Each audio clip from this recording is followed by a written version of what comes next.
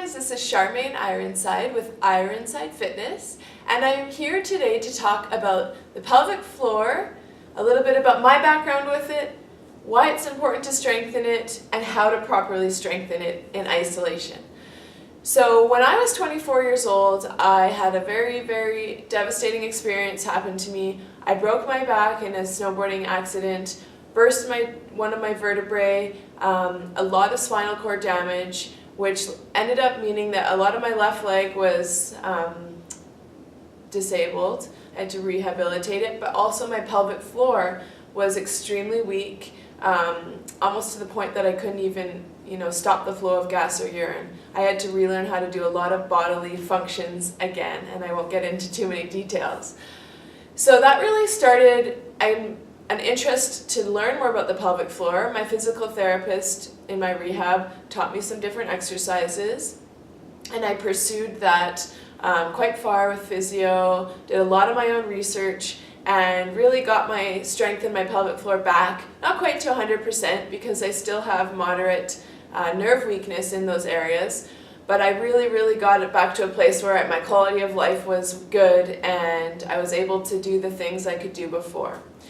So, fast forward a couple years, I got a little bit lazy with my exercises and I got pregnant. So, starting to have that increased weight from the baby, starting to push down on the pelvic floor, a few years of not strengthening it regularly, and I started to notice that when I sneezed, when I jumped, when I laughed, when I ran, I was starting to have a little bit of leakage of urine, which is embarrassing and it's a hindrance on quality of life. So that really got me motivated again to start doing my exercises. So I actually pursued a certification in pre and postnatal fitness and a lot of learning there about pelvic floor again, learning more about the anatomy, more about why we do it. And I really started to love to share that with people. So that's a little bit about me. I had an amazing birth. I totally think having a strong, flexible, and amazing pelvic floor helped me have a beautiful birth, no interventions, no tearing. Maybe that's TMI, but I really think when it's birth prep, it's important to know how to strengthen the pelvic floor, how to relax the pelvic floor, and it can really help with your birth as well. So anyways, I'm more focused on the gym now. I'm running, I'm jumping, I'm really trying to get the most out of my workouts. And for my abdominal training, I know that the pelvic floor is the foundation of everything we do here.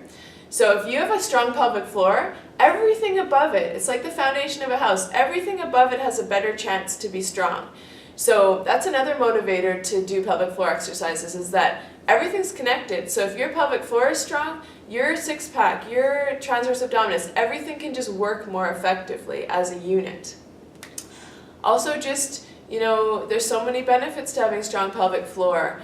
Not having that embarrassing leakage, preventing pelvic girdle pain, with pregnancy and birth, having a strong pelvic floor so that you can have a good birth, and maybe a healthier, stronger, more flexible, supple pelvic floor that has better blood flow because it's been exercised is more likely to stretch properly and not tear during labor. So those are some reasons. Yes, even sexual function and pleasure. I won't get into those details either, but if your pelvic floor is strong, you're going to have way better sex life for you and your partner. So that might be a motivator too. So how to do proper Kegels or pelvic floor contractions, I'll get to that. I just wanted to say a couple things. Some people say that the pelvic floor, the feeling is like stopping the flow of urine. That's a great cue, but I would never recommend stopping the flow of urine as an exercise because it can lead to urinary tract infections and it can actually weaken the pelvic floor rather than strengthen it. So that's one thing to say. Also, making sure that it doesn't hurt when you're doing it. If it does, definitely stop right away, see a healthcare provider. I've got training in this, but nowhere near the amount that pelvic floor physios or certain professionals do. So if you find today, when you're trying these exercises, it's just not making sense, it's just not feeling right, I would really recommend seeing a pelvic floor physio because they actually use their hands up your vagina and they can see if you're doing the pelvic floor exercises properly. So if you feel today that you're getting the hang of it, great. And if you feel like you need more help with that, let us know at Ironside and we can definitely refer you on, because I have a few really good pelvic floor physios that I know. So other than that, I'd recommend starting on your back because that takes the pressure off the pelvic floor. Once you get stronger with it, sitting, standing, doing it in different positions is great. But I really think when you're first starting, it's really important to focus in because some of the exercises are a bit tricky. So sorry I have my notes, I just don't want to forget anything. So the first exercise I wanted to start with is just a basic pelvic floor contraction. So you can lay on your back, and we're always going to relax on the inhale. So as you inhale, just totally relax the pelvic floor. Take a few breaths, get yourself kind of situated. We're totally relaxing your abs, our butts, everything's relaxed. You can have your feet planted, I recommend that. And so we're going to inhale to relax the pelvic floor. And then we're going to exhale and pull up on the pelvic floor. So inhale to totally relax. As you breathe out or as you exhale, you pull up on the pelvic floor. And really try to focus today on just the pelvic floor because there's the glutes that the butt likes to help and the abs, but we don't want that today. Today we're just really focusing on getting the pelvic floor, the levator ani, those pelvic floor muscles to work on their own. So remember, inhaling to relax, exhaling to engage and pull up. So a few cues I like to say. Imagine you're stopping the flow of urine and gas at the same time. That's kind of a big contraction. You can also think of pulling up on the perineum, which is just the area between your urethra and your anus, that whole hammock, that whole pelvic floor basically. Another one that's kind of funny, people usually laugh, but inhaling to relax. Exhaling, and imagine you're sipping through a straw a thick milkshake with your vagina. So you're really pulling up, you're engaging that pelvic floor, you're sipping that milkshake with your vagina. So those are some cues you can use when you're thinking of how it feels to engage the whole pelvic floor. So let's do two more like that. Inhale to relax. Exhale to pull up on the pelvic floor, just the pelvic floor.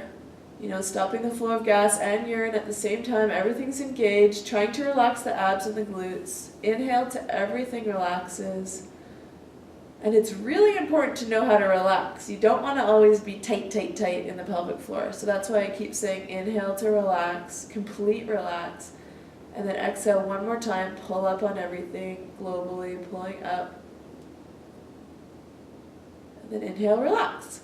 So you can play around with that, attaching the breath to it. I always recommend doing the exertion on the exhale, or the hard part, the contraction on the exhale, and the relax on the inhale. I would recommend doing about 10 repetitions of that one. So if you want to pause the tape and finish your 10, go for it. And then we're going to move on to anterior contraction. So there's kind of the front of the pelvic floor and the back. So the front is where the urethra is, where urine comes out. So I just want you to do the inhale to relax. And then as you exhale, we're going to isolate the front of the pelvic floor. So imagine pulling the walls of the vagina together at the front specifically. Don't worry if the back is active, but just focus your mental energy on the front. Inhale, relax. Exhale, contracting the front like you're stopping the flow of just urine.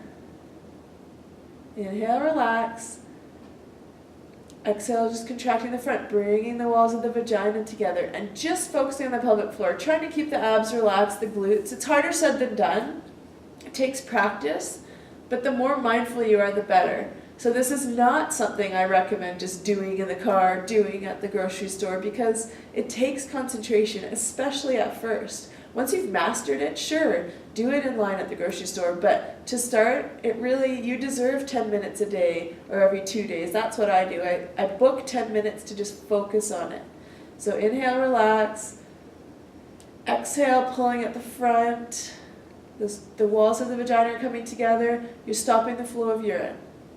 So that's the anterior. So I would recommend, again, do about 10 of those, attaching a breath to each one. And now we're going to imagine working the back of the pelvic floor. So I like saying it's like stopping the flow of gas. So if you're out in public and you got to stop a fart from coming out, you're going to inhale and then exhale and squeeze at the back of the pelvic floor. The anus pulls together and you're stopping the flow of gas. So inhaling to relax everything. Some people find it easier to do that back versus the front. It's good to be able to be strong at both though. So exhale, stopping the flow of gas. And if you find one is way harder than the other, maybe do a few extra repetitions of that one. So inhaling to relax the whole pelvic floor. And then exhale, pull up on the anus, squeeze like you're holding that fart in. Not that it's good to hold a fart in, but it's just that feeling. And then relax. So shake it out. If you're getting frustrated already, maybe that's a sign that you might want to engage a pelvic floor physio, because this does take a lot of concentration, muscle control, focus, and it might be useful to have that tactile feedback.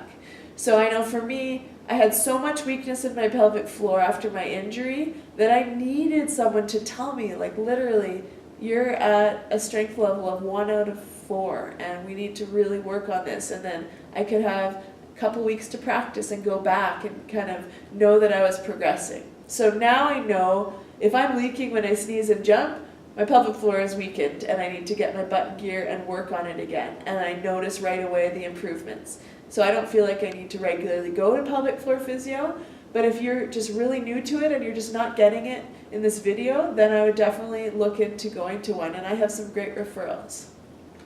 So we're going to now do something called the wave. So you're going from the back to the front.